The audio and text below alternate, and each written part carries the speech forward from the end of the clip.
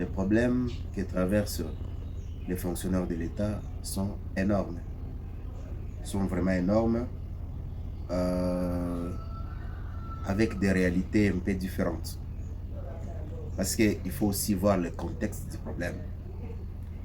Mais s'il faut prendre les exemples, je prendrai les exemples des problèmes des fonctionnaires de l'État, là où j'ai des informations. Prenons le cas de la fonction publique. C'est là où il y a trop de problèmes. Et le problème majeur, c'est quoi? Le problème majeur, c'est que l'État, il y a très longtemps, l'État engageait des gens et donnait des numéros matricules sans que ces agents ne soient pas mécanisés. Vous imaginez quelqu'un qui a 30 ans d'expérience, il n'a jamais touché un salaire de l'État. Mais il a une grande famille. Il a des charges à répondre. Il a des responsabilités à assumer. Je prends l'exemple typique, parce que vous parlez de la ville de Goma. Prenons l'exemple aux affaires foncières. Il y a la circonscription foncière de Karisimbi, il y a la circonscription foncière de Goma et la circonscription foncière voisine ici de Nyiragongo. Vous verrez, je vous dis, vous verrez le 100% de ces agents, ceux qui sont mécanisés, payés par l'État, ils sont moins de 15%. Vous imaginez les services des affaires foncières. Donc, c'est un service dont l'État lègue le pouvoir, la gestion de la terre. Je vous rappelle que beaucoup de conflits dans le monde, même en RDC, sont des conflits fonciers. Et les conflits fonciers ne sont pas quel genre de conflit, parce que c'est un conflit qui dure très longtemps. Mais vous imaginez maintenant quelqu'un qui doit être intermédiaire devant un conflit qui dure très longtemps, avec beaucoup de répercussions, beaucoup d'enjeux, mais il n'est pas rémunéré, il n'est pas payé. Ils n'ont même pas de primes. Mais c'est un service mobilisateur des recettes. Bon, aujourd'hui, franchement, j'apprécie le leadership du vice-ministre ayant en charge la fonction publique. Parce qu'il s'est dit, avec la réforme administrative, à chaque trimestre, mécaniser les agents. J'apprécie cette initiative. Et le message à lui transmettre, par cette occasion, c'est les paquets de mécanisation attribués à de différents services.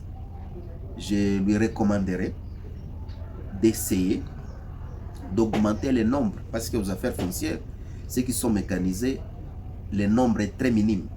Je ne sais pas sur quel critérium, qu'au niveau un nombre par rapport à la province, et non le nombre de mécanisation de chaque service par rapport à la province. Mais sinon, je suis témoin, aux affaires foncières, dans la ville de Goma, le nombre est très minime. Sur un personnel de plus de 150, si on vous dit qu'avec l'exercice de chaque trimestre, on est en train de mécaniser 2-3 personnes, c'est trop minime. Voilà un peu les problèmes pour les affaires foncières. Il y a la mécanisation, ils n'ont pas de primes. Je vais aussi toucher les problèmes de l'ESI, enseignement supérieur universitaire. Je prends l'exemple de l'ISDR. Vous savez que l'ISDR Bukavu, elle est un patrimoine du savoir en Afrique centrale, d'après son histoire. Mais le gouvernement avait pris l'initiative de créer l'ISDR Goma. Et j'apprécie, moi-même je suis un ancien de l'ISDR, j'avais beaucoup apprécié la considération de l'ISDR, comment implanter l'ISDR Goma. Par l'arrêté et fonctionnement, il n'y a pas de problème au niveau administratif. J'apprécie les bravoures du ministre ayant en charge de l'enseignement supérieur universitaire, parce que je l'ai vu à la télévision. Il a construit beaucoup de bâtiments universitaires et équipés au standard international pour beaucoup de provinces.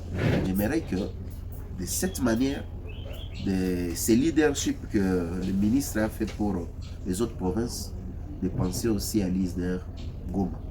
Parce que le pays a besoin de TEDER bien formés, outillés, parce qu'ils sont l'intermédiaire, ils sont les techniciens de développement. Or, leurs actions pourra peut-être nous permettre à l'émergence. Vous avez évoqué ce genre de problème, bien sûr. Vous, personnellement, en tant qu'un de ces agents, mais également ambitieux à la députation nationale en ville de Goma, vous pensez quels sont les blocages pour réhabiliter ou soit pour réarmer ce secteur dont vous venez de citer? En tout cas, c'est la volonté,